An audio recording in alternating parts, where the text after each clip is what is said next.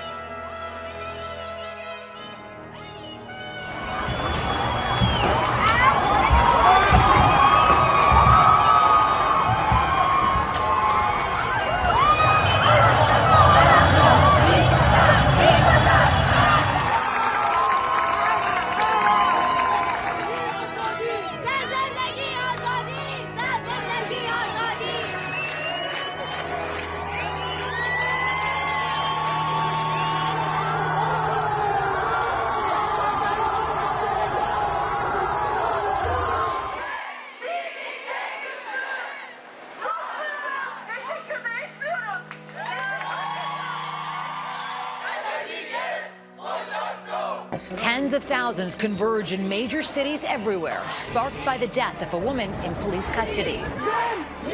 The global solidarity and the marches here in Canada. Nationwide protests there, sparked by the death of a 22-year-old woman. Mahsa Amini died after being arrested by the so-called morality police for allegedly wearing her hijab too loosely.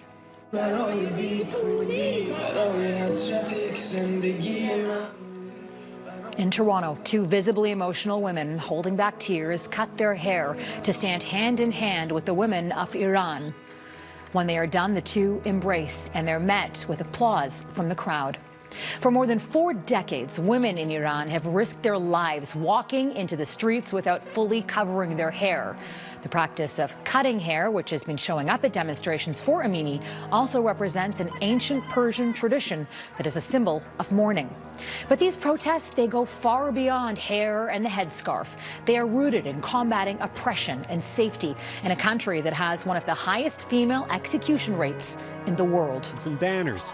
Thousands of Iranian Canadians and supporters took to the streets of Toronto. Is to echo the voice of the people of Iran who have been resisting, not only resisting, but fighting back the brutal.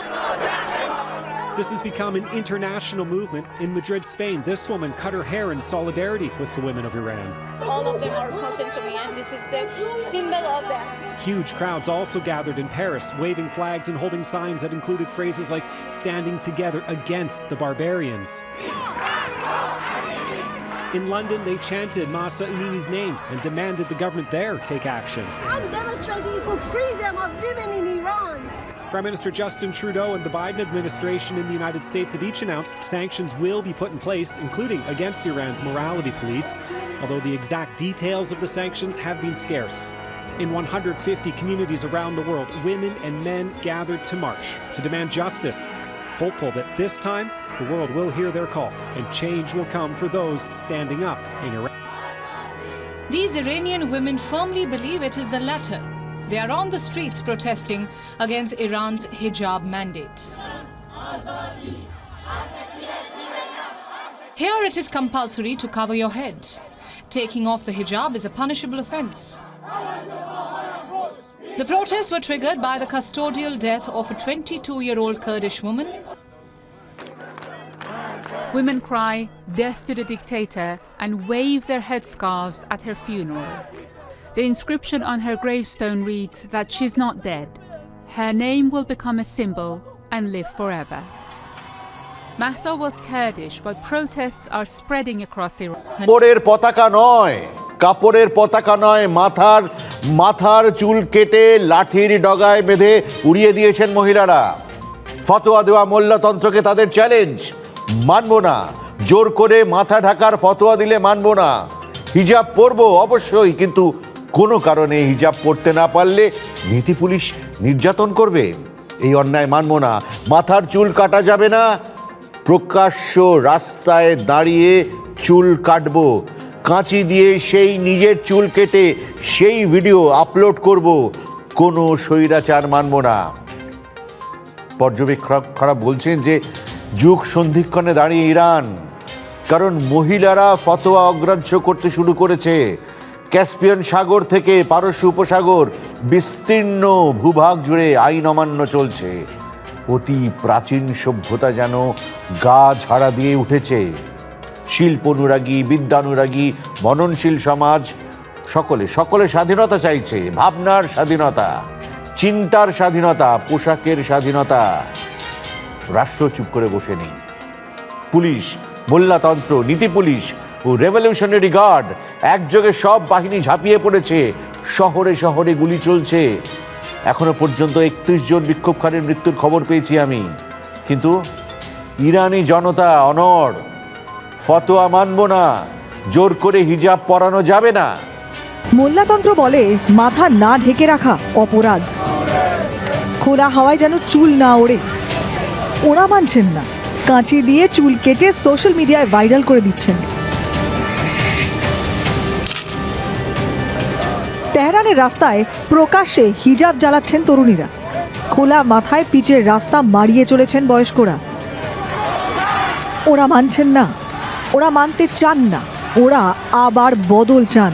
First reaction was complete and utter shock and disbelief that this would happen in 2022, and what transpired afterwards was just a whirlwind of emotion, not just for me but for many women that I spoke to in Tehran. Ordinary women that I was meeting and talking to, they start crying and telling me that they don't know what else to do but cry out of anger. That was the first reaction most of the women I knew had to her death. The protests really started about 48 hours after she was pronounced dead. I think one of the reasons that we've seen such a reaction from women inside Iran as well as outside is because this issue of mandatory hijab has always been a hot topic. There is this tremendous amount of anger from women because we all have been through this experience of what it's like in Iran. When you're leaving your home, you could be stopped at any time, anywhere in the city, from someone from the morality police who might deem you to be dressed inappropriately. Basically, we all feel that any of us could be Mahsa. There was a connection we all had to Mahsa that was felt quite deeply across Iran.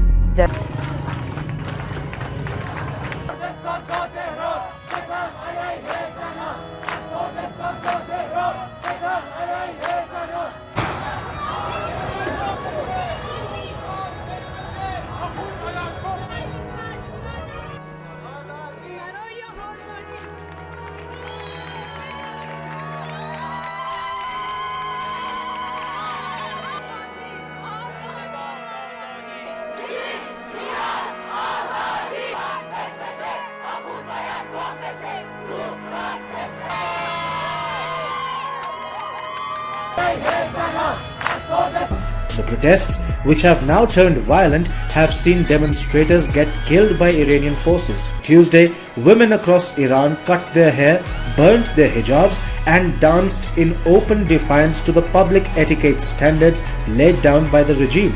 Gasoline price rises. ناملایما برای صلح و عدالت و آزادی مبارزه کردن.